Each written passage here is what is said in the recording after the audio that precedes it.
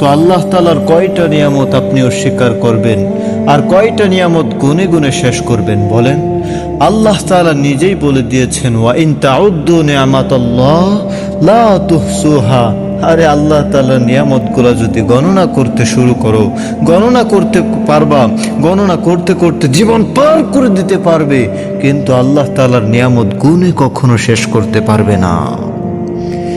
আরে কিভাবে শেষ করবেন? আল্লাহ তাআলা উদাহরণ দিয়ে বুঝিয়ে দিয়েছেন, এই আসমান এবং জমিনের মধ্যে যত পানি আছে সব পানিকে কালি বানিয়ে দাও।